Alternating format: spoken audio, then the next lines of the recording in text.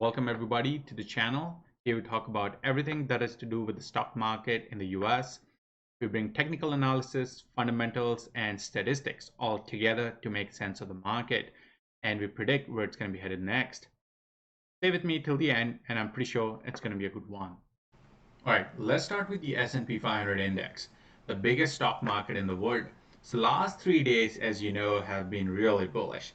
And a lot of people are confused as because there's too much bearish sentiment in the market. How can this 3 days be really bullish? But I'll explain.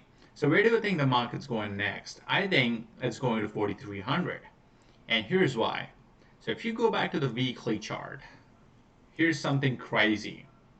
So you can see that we had 7 red weeks consecutively. 1, 2, 3, 4, 5, 6, 7. I mean, historically, we have not seen more than 8 consecutive red weeks. So if the 8th week was red, then for sure we would have seen ninth week green. But we saw a rally because a lot of the CPI data came in, the Fed meeting minutes came in, and nothing was too scary. Everything was as expected, and that's why the market rallied. So here's why I think market's going to 4,300, because markets like to revert back to its mean, so like 20-day moving average. So it was, as you can see, it was far down away from the 20 moving average. So we're going back to the 20 moving average, and where is that? Sitting right at 4,300. And if you go back to the daily, we can see a lot of resistance here. So if you go to the 4-hour time frame, we can see where a lot of the issues are going to happen. Look at this: resistance, resistance, resistance, right? So I expect 4,300 to hit, and we can see some sell-off. So we'll have to see when the price comes in. Price action is going to tell us where the market's heading, but that's what I think. So let's look at NASDAQ now. So NASDAQ has been an underperformer. It's not performing as good as the S&P 500. Like, as you can see, it's pretty much like 2.5% away, so like almost 2.3% less compared to the S&P 500. So it should actually be sitting right here at 13,000, but it's not.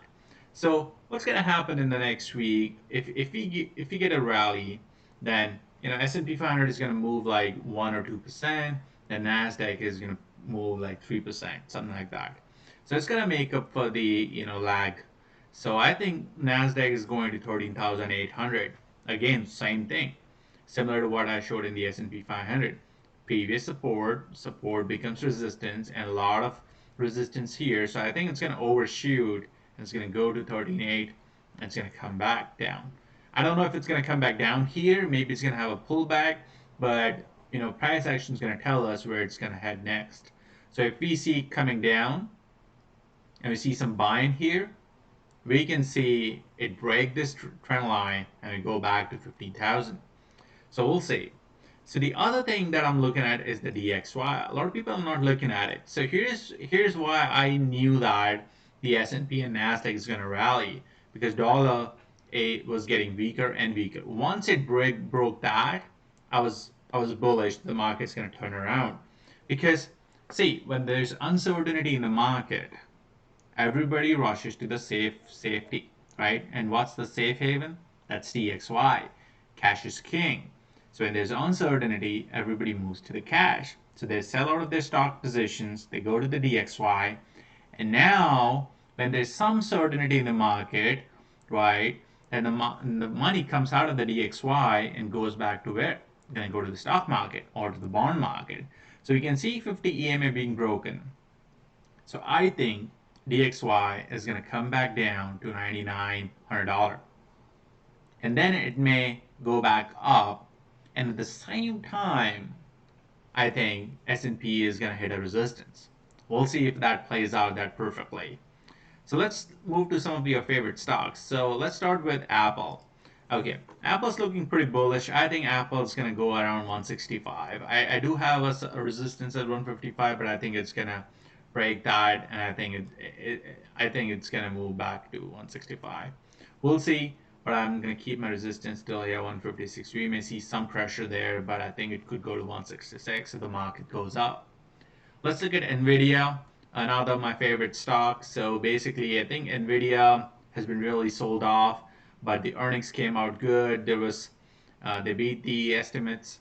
Um, but really, what happened after hours is what shook me because Nvidia was down 5% after hours, even after earnings beat. But the guidance was, lower, and that's why the Nvidia was sold off. But the next day, it was bought back up, complete 10% up, and then I think it's 20% up so far. Yep. So I think Nvidia do has an upside, though I think it could go up to 230 if we see a couple more bullish days in this week. And I think that's true for AMD also. AMD could go up to 120, if it's really going. But and AMD is actually looking much better over the last couple of weeks compared to Nvidia, because anyways, AMD was sold out really, really bad, and so really one of my favorite stocks. Now let's move over to Tesla. Um, Tesla is looking pretty bullish too. I think it could go to 930, 920, but you gotta watch the 850.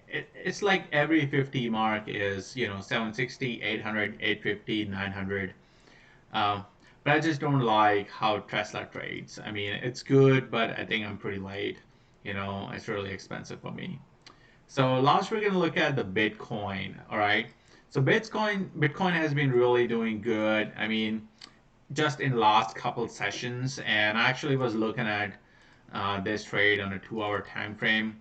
So as soon as it broke that trend line that I drew, this is the point. It was like, yep, ready to buy and take some profit, and that's what happened.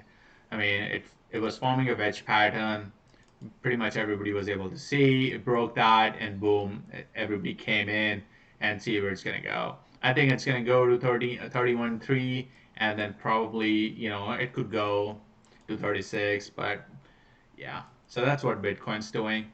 So guys, this is the first video of this channel, so I would appreciate if you guys like, comment, and subscribe. We'll see how far we go on this channel. I really hope to have 10,000 subscribers.